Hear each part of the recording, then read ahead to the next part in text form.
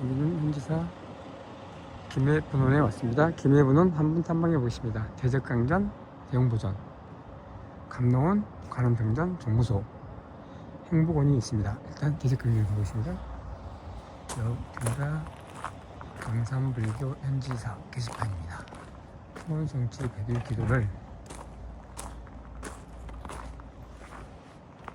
입지하셔서 부처님과 깊은 인연 맺으시고 소원성취 하시옵소서. 부처님마다 기도의 심정은 특별합니다. 석가모니 부처님은 법장소멸, 삼계탈출, 다급승례 제 지중한 지업장을 소멸주시고 부처님과 깊은 인연 맺어 삼계탈출의 길로 이끌어주십니다.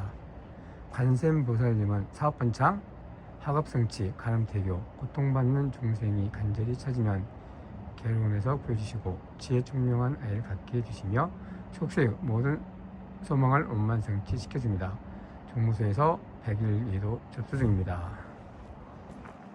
영산불교 현지사 금강경 특강 현지사 기념은 연무사님 특강은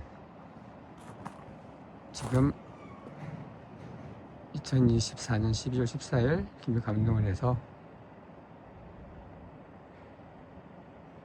유튜브에서 9시부터 24시까지 접수하신 분이 보실 수 있다고 합니다. 오늘 저는 가족과 함께 왔다가 잠깐 게시판 둘러보고 갑니다.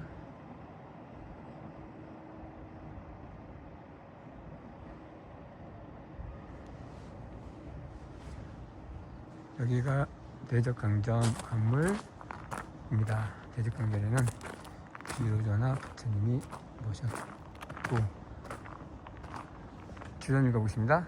덕정산맥 무량강명 진리의 보통 통달했네. 정렬의 기품 속에 무량한 빛의 거울 진리의 법 양식삼아 일체 중생 구제하리 라는 주제니 대적강전에 있었습니다. 그리고 이번에 김해분원 대웅보전 정각입니다. 정각들이 되게 웅장합니다. 그리고 주변 깨끗하게 깔끔하게 잘 정리가 되어 있는 청정한 사찰 주변입니다.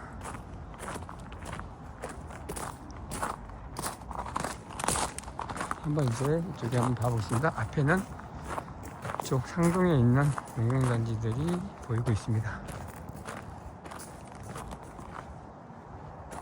여기가 대웅보전 정각이고 저기는 정면보게 대적강전입니다. 대웅보전 정각하겠습니다. 주변은 중생 무변소원도 군내 모진 소원단 법문 무량 서원학 불도 노상 서운송 라는 주변의 내용이 적혀져 있습니다. 자, 이제 이렇게 해서 정각 둘러보고 가보겠습니다. 시식돌 이름은 이남이고 올라서거나 앉거나 물건 올리지 마세요 라는 표가 써 있습니다.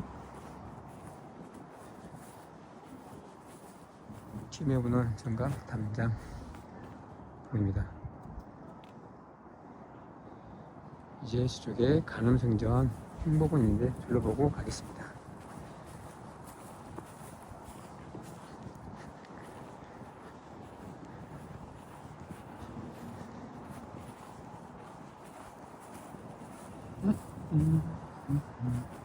모시래기가 걸려져 있네요. 저기에 간음성전입니다. 간음성전은 관세음보살님과 좌우부처 부처님을 모신 정각으로 주변에는 우상 심신미묘법 백천만급 난조우 아금 웅견 두수지 온해열의 진실이라는 주변이 써 있었습니다. 이제 잘 다 둘러보고 행복원 종소가 있는 건물입니다. 모시래기가 널스럽게 열려있는 건물입니다. 이제 가겠습니다. 이렇게 돌아서 감농원 보고 이제 가겠습니다. 정사각형 부지에 이렇게 되어 있었습니다.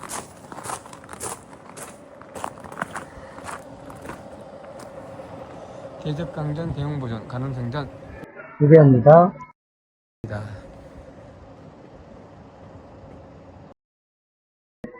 청정생주량 현지사 김혜분원 대적강제는 김해시 금동산 자락에 자리한 영산부 현지사 김혜분원 문수부선께서 직접 틀을 잡아주신 청정도당이다. 대적강제는 부처님의 세 가지 빛, 몸, 법신, 보신 하신 가운데 하나가 법신, 즉 무영의 빛, 몸을 불세된 석가모니 부처님의 엄마무식으로 것으로 형상하여 오신 것이다.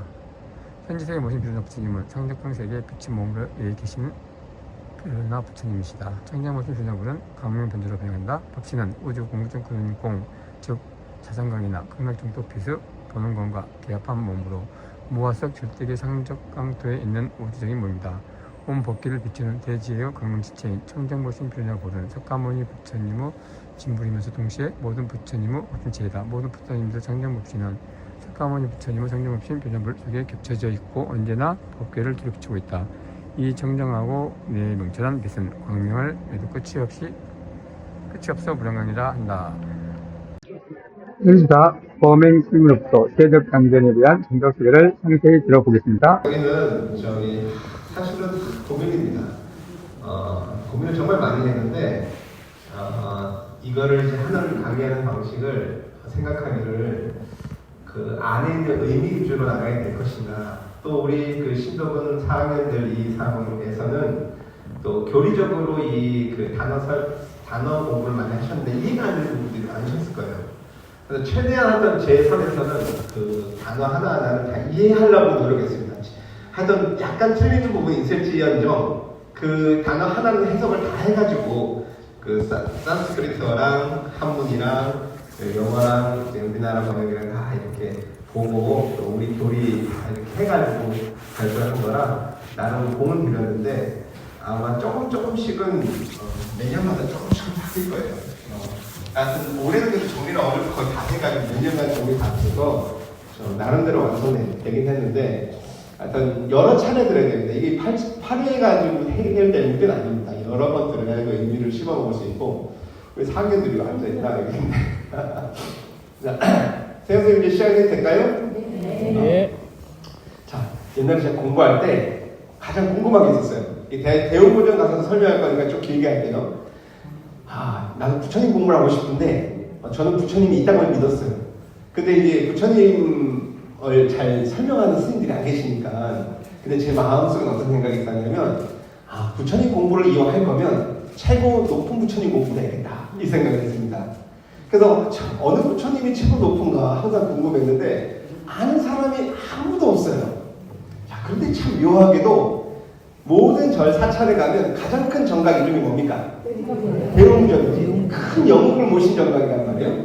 그러면 거기 흔히 조금 속된 말로 대빵을 모시고 계실 거란 말이지. 그 대웅전 가운데 이렇게 현판을 보면 대웅전도에 있거나 대웅보전이라고 적혀있는데 큰 영웅이 모셔져 있는 정각이에요. 그럼 그 대웅이 누굽니까? 석가모니 부처님입니다. 모든 정각 세 개 다 그래요. 대웅은 석가모니 부처님을 얘기해요. 야, 근데 저는 궁금했습니다. 아니, 석가모니 부처님은 2600년 전에 인도 땅에 오셨잖아요? 그러면 나머지 부처님들은 석가모니 부처님 이후 2600년 동안 나왔던 건가? 그 석가모니 부처님 오기 전에는 부처님 안 계셨나? 이게 궁금한 거예요. 사람마다 이게 다 달라. 근데 나중에 알고 보니까 석가모니 부처님 오시기 전에 부처님이 많았어. 아주 많으셨어. 아항경에는 7분의 부처님을 해서 과거 7부를 얘기하지만 대승경배에서는 셀 수 없이 많은 부처님을 설명을 하고 있단 말이죠, 경전에. 그러니까, 그러면 석가모니 부처님은 최고 막내 부처님인데, 그죠? 2600년에 왔으니까. 그런데 왜 대웅전에서 가장 큰 영웅회로 해서 모시지? 가장 최고 부처님을 모실까? 이해가 안 됐어요. 법화경을 보니까 설명이 나오더라고. 법화경에 부처님께서 이제 제자들이 한 40년 동안 밑에서 공부를 했어요. 알아야 되고 공부를 많이 했는데, 그때서 이제 갑자기 부처님께서 부처님하고 아라한들 제자하고 너희들 차이가 나는 너무 많이 나. 너희들이 수천만 것 동안 너희들 이 수천만 명이 모여서 그 아라한 1250명 중에서 가장 뛰어난 수보리 존자가 수천만 명이 모여서 수천만 겁을 생각하고 회의하고 토론해도 부처님의 지혜는 털끝만큼 나지 못한대요. 그러니까 깜짝 놀란 거예요. 그래서 그 자리에 있는 어떤 제자들은 나갑니다. 근데 이제 믿는 제자들은 앉아 있었던 거예요. 그래서 이제 부처님께서 더 설명을 자세히 안 해주시니까 좀 설명을 이제 부탁을 하는 거예요. 그러니까 부처님이 안 하시려고 그래요. 이거 안 믿을 텐데 이렇게 하시면서 안 믿으시려고 해요. 근데 이제 3번 청하고 부처님의 정체에 대해서 그때서야 얘기를 하십니다. 자, 석가모니 부처님께서 처음 2600년 전에 오신 게 아니래요. 옛날에 이미 부처님이 되셨는데 그럼 처음 부처님이 된 것은 언제입니까? 라고 얘기하면서 비유를 들어서 얘기하십니다. 이 세상 우주 끝까지 다 합쳐서, 그리고 우리가 보이는 저 우주, 저 안드로메다 우주 다 합쳐가지고, 또 이 보이는 우주 말고 이 영적 세계, 지옥, 축생, 악이, 천상 세계까지 다 합쳐서 3000 세계 다 합쳐가지고 이 세계, 이 모든 세계가 이제 3000 대천 세계라고 칩시다. 천곱하기 천이라고 얘기도 하는데 그 중요하지 않으니까 3000 대천 세계가 있어. 이거 얼마나 크겠어요? 이 3000 대천 세계가 500천만억 개가 있다고 쳐봐요. 상당하죠. 우주도 헤아릴 수 없는데 이 우주가 500천만억 개가 있다고 생각해봐요. 어마어마한 규모죠. 이거를 가루로 부숴라 이렇게 얘기합니다. 가루, 아주 미세한 미숫가루보다 더 가는 가루로 부셔. 자, 이 가루를 다 이렇게 가루로 내서 이 세계를 다 가루로 내서 동쪽으로 이제 500천만억 3000 대천 세계를 걸어가 뚜벅뚜벅. 그래서 500천만억 3000 대천 세계를 다 건너가가지고 그 가루 있죠. 하나를 탁 놔. 다시 500천만억 3000 대천 세계를 또 지나가. 그래서 가루를 하나 놔. 그래서 이 가루가 다 놓여질 때까지 끝까지 간다고 치면 이게 끝이 아니라 처음 놓았던 가루와 마지막 가루가 놓아졌던 세계까지 포함된 모든 또 3000 대천 세계를 또 부셔. 또 부셔. 그래서 그 부셔진 가루를 다 모아서 이 한 가루를 1겁으로 해서 계산을 할지라도 석가모니 부처님이 처음 부처님이 된 지는 이거보다 더 지나가기 천만억 검천이다. 이렇게 얘기합니다. 어마어마하신 부처님이더라고요. 아, 석가모니 부처님이 정말 오래전에 부처님이 되셨구나. 예전 항상 궁금했습니다. 부처님들 뭐 하시나? 2600년에 오셨으면 좀 한번 다시 오실 좀 되지 않았어요? 왜 안 오시나 내가 항상 그 궁금을 했는데 부처님의 시간 개념에서는 우리는 2000년 하면 되게 긴 시간인데 그렇진 않은 거예요. 그러니까 때때로 인연 따라 오시는데 이 석가모니 부처님이 그렇게 오래전에 부처님이 다 되셔놓고 때때로 이렇게 한 번씩 몸 받아서 오셔서 부처님 법을 전하시는 겁니다. 그러니까 그때서야 이제 석가모니 부처님이 어마어마한 부처님이시구나. 그래서 모든 절에서 대웅전이라는 가장 큰 정각을 지어놓고 거기다 부처님을 모셔놓고 있구나 라고 이제 이해를 했습니다. 근데 현지사에서 뭐라고 합니까? 사실은 이거는 사람들은 잘 모르는데 그 석가모니 부처님이 첫 번째 부처님이야 이렇게 얘기하시는 겁니다. 가장 천불강증하신 분이야. 이거는 기존 교학에서 나와 있지 않고 법 파경에서만 이렇게 설명이 되어 있습니다. 근데 이제 우리 큰 스님 태사부님께서 깊은 선정에 들어서 부처님을 뵙고 보니까 3000 대천 세계 모든 부처님들께서 석가모니 부처님 앞에서 엎드려서 부처님이라고 얘기하고 그러니까 부처님들의 부처님이시지. 그 부처님으로부터 모든 부처님이 나왔으니까. 그래서 석가모니 부처님이 가장 높으신 1등 부처님이라는 걸 알았습니다. 전 세계적인 인연이 있나 봐요. 그래서 제가 1등 부처님한테 1등 부처님을 찾는 공부를 해야지라고 생각했는데 잘 만나서 잘 됐습니다. 그래서 금강경도 제가 어릴 때 만났거든요. 30년 전에 만나서 그때부터 이제 공부를 했는데 아주 좋더라고요. 감흥이 좀 있습니다. 인연이 있는지. 자, 그렇게 해서 이제 석가모니 부처님이 첫 번째 부처님이다. 이렇게 이해하시고, 자, 여기 계신 부처님이 무슨 부처님이라고요? 비로자나 부처님하고 석가모니 부처님은 친척 관계입니까? 자, 어떤 관계냐면 비로자나 부처님, 석가모니 부처님이에요. 자, 여기에서 설명을 해줄게요. 여러분들이 몸을 받아보는데 부처님은 이 육도 있는 세계를 넘어서 저쪽 빛의 세계, 열반의 세계에서 가장 깊은 곳에 계십니다. 열반의 세계에서도 가장 깊은 세계 거기에 계신데 그때 이제 부처님의 몸은 어떤 몸을 가지고 있냐면 30 이상 80 정도가 문제가 아닙니다. 헤아릴 수도 없는 그런 능력과 아주 미묘한 음성 모든 게 그냥 다 잘났어요. 그러니까 목소리만 들어도 감동이 오고 업장에 소리를 낼 정도. 그러니까 그런 아주 복이 있고 잘생기고 아주 훌륭하고 모든 목소리와 생긴 했던 모든 것이 다 부족되어 있는 그런 부처님의 몸을 여러분들이 받게 돼요. 여러분들이 부처님이 되면, 자, 여러분들이 우리 불교의 목적은 뭡니까? 부처님 되는 거죠. 자, 부처님이 된다는 것이 어떤 건지 잘 몰라. 그래서 대승경전에는 많은 부처님들이 부처님 세계에 계시면서 중생들을 구제하는 모습들이 설명이 되어 있는데, 많은 이제 그 수행자들이 공부를 아무리 해도 부처님을 못 봐. 깊은 선정에 들어서 삼매에 들어오는데도 나도 없고 세상도 텅 빈 깊은 선정에 들어가는데 부처님은 안 보여요. 그래서 그분들은 생각하기를, 야, 이 마음이 텅 비어 있는 이 상태, 이 깨달음의 상태, 마음의 본바탕을 보인 상태가 부처님을 얘기한 게 아닐까라고 이제 생각을 한 거죠. 근데 우리 현지사에서 뭐라고 얘기하니까, 야, 그 깨달았으면 이게 시작이야. 열반세계 이제 문턱 딱 들어섰어. 우리 저기 그 안에 아주 어마어마한 저택이 있는데 거기 집 안가에 회장님이 계신다고 그래요. 자, 찾아갔어. 자, 정문에서부터 저기 집 안가까지 차를 타고 들어가야 될 정도로 대부자야. 자, 그분을 만나고 가는데 딱 정문에서 문을 탁 들여쓰는 순간 회장님 보입니까? 안 보입니까? 안 보이지. 거기서도 한참을 버스 타고 차 타고 들어가야 되죠. 물론 여러분들은 대문열봉의 주인들은 아니고 다 있지만, 우리 집은 다 그렇지만 부처님 회장님들은 안 그래요.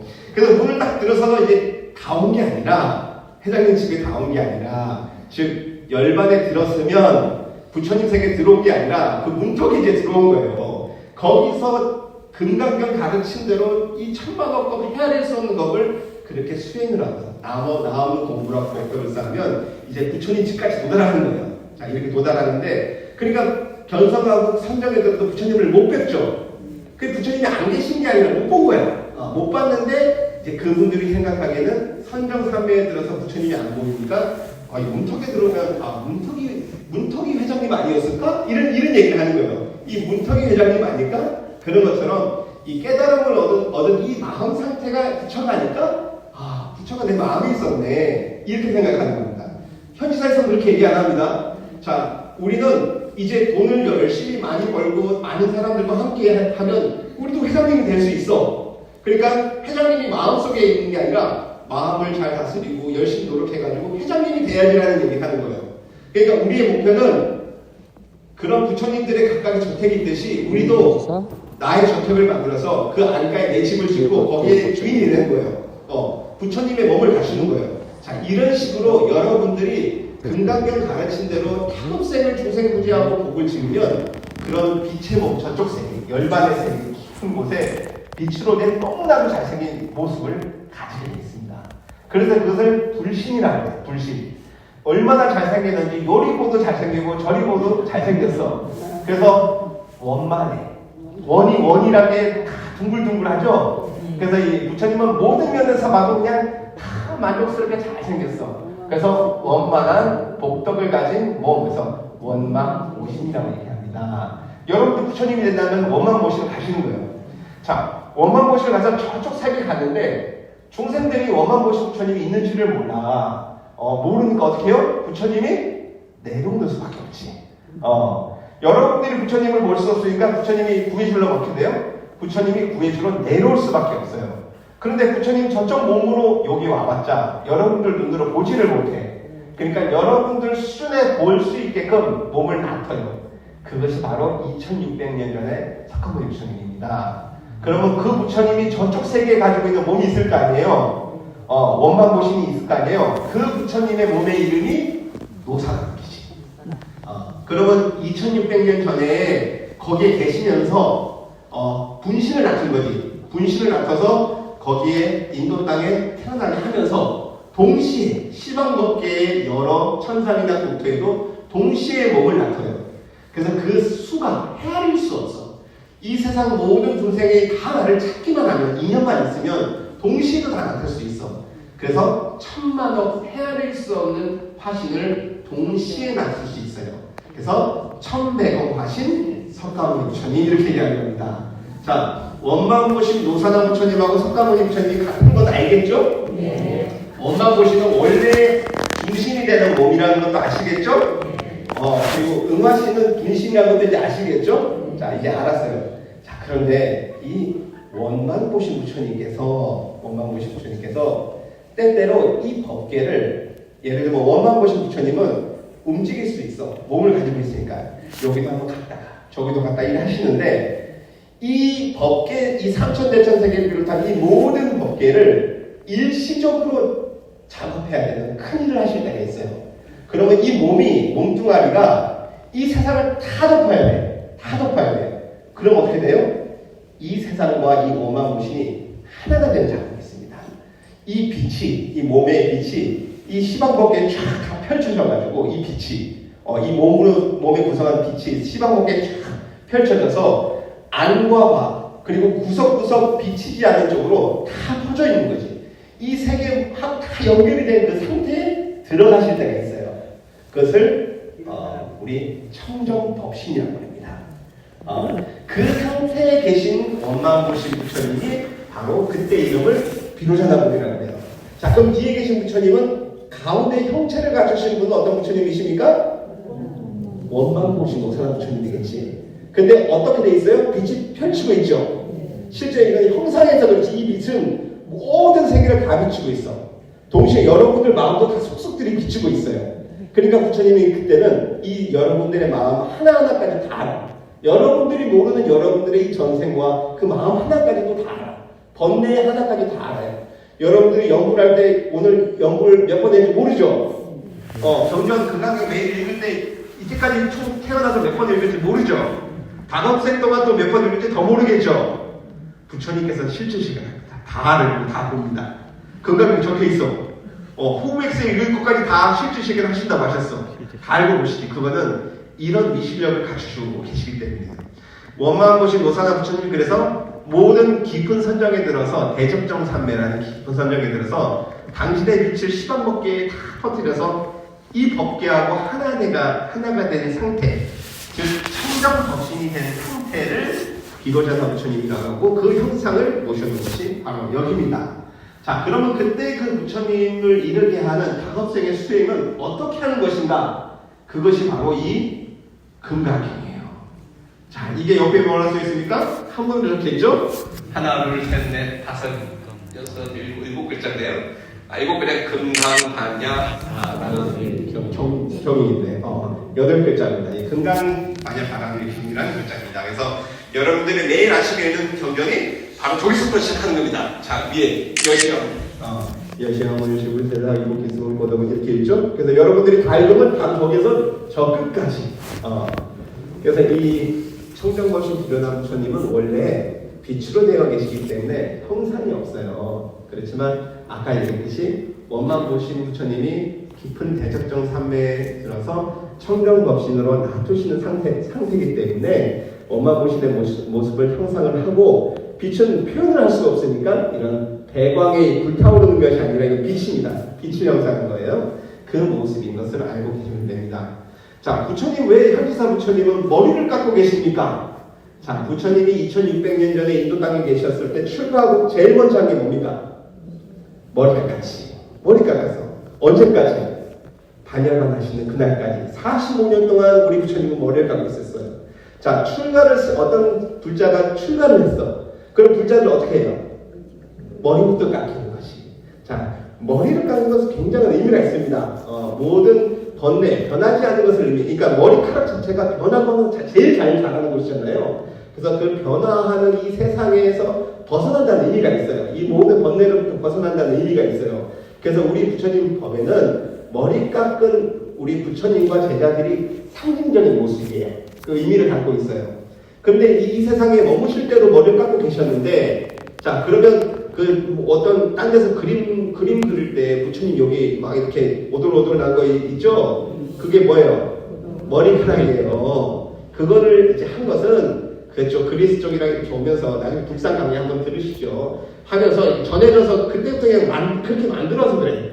근데 역사적으로 부처님 2600년에 오셨을 때 머리를 깎고 계셨다. 그죠? 부처님과 부처님 제자들. 그럼 저쪽 세계에 계신 제가 얘기한 몸만 보신 부처님 어떻게 생기셨을까? 아무도 몰라. 아무도 몰라. 본 적이 없거든. 그래서 우리 태사부님께서 영불산매 적어놓은 거예요. 갔더니 부처님 저기서도 다 머리 깎고 계시더라는 거예요. 여러분들이 혹시 선정 속에 부처님을 뵙게 된다면 머리 깎여있는지 안 깎여있는지 한번 보시라고. 하여튼 그래서 현지사의 이 부처님들은 이 사바세계에 몸받아 오실 때도 부처님과 제자들 모든 머리를 깎고 있기 때문에, 또 저쪽 세계에 계신 모든 부처님께서도 정복을 갖추실 때는 머리를 깎고 있는 모습으로 놔두시기 때문에, 몸만 보신 부처님이 그렇게 계시기 때문에 이렇게 머리를 깎은 부처님 모습을 형상하고 있습니다. 그러니까 이건 두 가지 의미예요. 역사적으로 부처님은 2600년에 머리를 깎고 계셨다. 두 번째, 봤다. 우리 태사모님 직접 봤는데 부처님 깎고 계시더라. 자, 이 두 가지 의미를 가지고 있습니다. 그래서 여기는 청정법신 비로자마 부처님을 모신 정각이지만 실제는 석가모니 부처님 모시는 정각이라고 해도 맞고, 그리고 머만 보신 모사나 부처님을 모신 정각이라고 해도 맞습니다. 기본적으로는 청정법신 비로자나 부처님을 모신 정각입니다 라고 이해하시면 됩니다. 자, 이제 대웅전으로 출발합시다.